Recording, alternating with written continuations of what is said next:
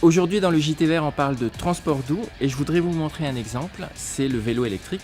Alors c'est un vélo tout à fait normal que vous voyez devant moi. Il y a une petite batterie qui alimente un petit moteur. Le principe c'est que lorsqu'on pédale sur le vélo, le moteur nous aide à avancer, donc on se fatigue moins à pédaler, donc c'est assez sympa. Ce qu'on va faire c'est qu'avant d'aller en reportage, on va brancher la batterie et ensuite quand on va revenir, on va faire un petit essai avec vous.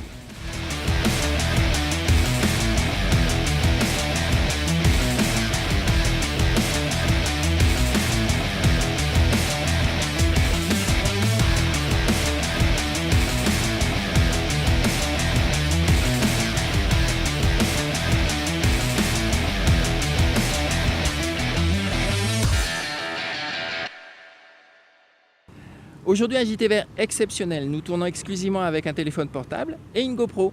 Aujourd'hui nous allons parler des transports et notamment des transports doux. Jerry, sais-tu ce que sont les transports doux?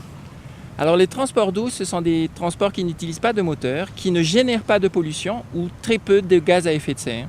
Ça peut être la marche, ce que nous avons l'habitude de faire tous les jours. Le vélo aussi, ça c'est mon habitude. Exactement. Le skateboard, ce que Téveil a l'habitude de faire là derrière. Et la trottinette. Ça, c'était il y a longtemps, très très longtemps, quand j'étais jeune et beau.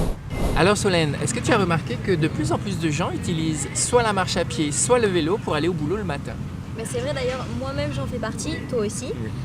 Après, outre le fait que ce soit quand même agréable de se balader en vélo, c'est vrai que c'est déjà un gain de temps parce qu'on n'a pas à aller chercher une place le matin à Papeete, on sait tous que c'est très difficile. Ensuite même, ça fait des économies parce qu'on n'a pas de problème de mécanique, etc. Bon, à part un pneu crevé, mais ça se répare. Voilà, il y a pas mal de choses autour de ça.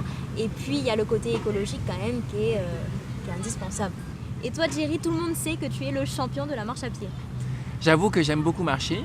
Je voudrais juste vous donner un petit exemple. J'ai l'habitude d'aller jusqu'à la mairie de Arouet, je mets à peu près 45 minutes. Et si je vais jusqu'à la mairie de Punavia, je mets à peu près 1h30 pour arriver jusqu'à la mairie de Punavia.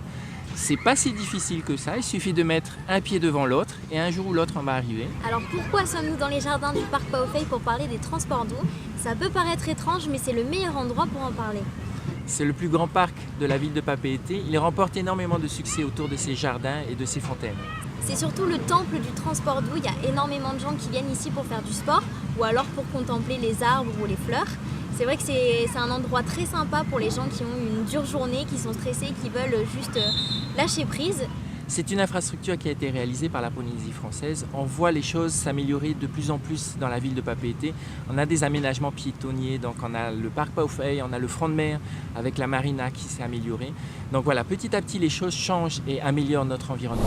Papeete n'est pas un modèle en transport doux, elle est d'ailleurs plus connue pour ses embouteillages en heure de pointe. Mais de plus en plus d'infrastructures piétonnières notamment sont réalisées pour améliorer notre environnement par la commune ou par le pays. Et si vraiment on tient à sa voiture, comment peut-on faire, Solène? Eh bien, il y a deux solutions. Il y a la voiture électrique ou alors il y a la conduite éco-responsable. D'ailleurs, nous sommes partis à la rencontre d'un concessionnaire de Papeete qui vend les voitures électriques. Il va nous expliquer quels sont les avantages, aussi bien pour lui que pour nous, d'avoir une telle voiture.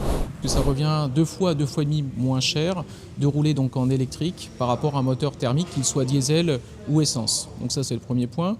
Ensuite, donc, deuxième point, on peut parler des révisions, parce que comme j'ai pas de fluide, donc il n'y a pas de vidange à faire. Alors on parle du coût, mais bon, il y a aussi, bien sûr, on rejette 0 g donc, de CO2, donc 0 émission. Alors on parle de 0 émission, mais 0 bruit également, puisque un véhicule électrique est très silencieux. Donc, on a le soleil ici, donc certains de nos clients donc, sont équipés déjà en photovoltaïque, donc, ce qui permet de produire de l'électricité, donc pour un coût moindre, et également donc, de rouler pour un coût moindre, et en polluant pas du tout donc, l'environnement. Est-ce que tu as essayé la voiture? Alors j'aurais beaucoup aimé le faire, malheureusement on a eu un petit manque de temps, mais ce n'est que partie remise, on aura l'occasion de reparler des voitures électriques dans de prochains JT Verts. Et si nous gardons notre voiture thermique, est-ce qu'il est possible d'être éco-responsable? Bien sûr, c'est tout à fait possible. Savez-vous qu'une entreprise locale a décidé de mettre en place des recommandations pour ses clients afin qu'ils adoptent une conduite éco-responsable? On voit tout de suite le reportage de Solène. Alors, les conduites éco-responsables, on en a eu l'idée à plusieurs, bien sûr, avec un camarade qui est maître de conférence à l'université de Polynésie française, et avec l'ADEME. On a lancé ce projet, on a travaillé en commun, de façon à sensibiliser les locataires de voitures sur la consommation des voitures louées, mais aussi sur leur consommation à eux. Éviter de prendre la voiture pour les trajets courts, par exemple. On peut aller chercher du pain à pied, ça fait faire du sport, c'est une idée comme une autre. Alléger le véhicule au maximum, plus le véhicule va être léger, moins il va consommer, c'est une évidence. Diminuer les rapports de vitesse, c'est-à-dire qu'à partir du moment où on est à 2500 tours moteur, on passe au rapport supérieur de façon à limiter la consommation. Des exemples flagrants, c'est la climatisation. On monte dans sa voiture, on ouvre les vitres, on fait tomber la température de la voiture à l'intérieur de l'habitacle et ensuite seulement on met la climatisation en route de façon à limiter les consommations. Et je pense qu'il faut perdurer dans cette idée-là de façon à économiser tant du carburant, tant de l'eau, tant de l'électricité. Toutes les idées sont les bienvenues. Revenu de notre journée de tournage, comme promis, nous avons fait un essai du vélo électrique. Doté d'un petit moteur alimenté par une batterie que nous avons chargée juste avant de partir, il est nécessaire de pédaler le vélo pour déclencher le moteur. Le moteur électrique de ce vélo est une aide pour moins se fatiguer sur les longs trajets. Un bémol, le poids de la batterie.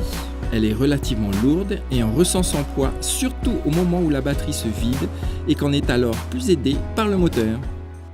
Prochainement dans le JT Vert. Situé à 350 km au nord-est de Tahiti, Niue est un petit atoll de 25 km de diamètre dont la géomorphologie est très particulière. Partez avec moi à la découverte de Niue et de ses trésors, c'est prochainement dans le JT Vert.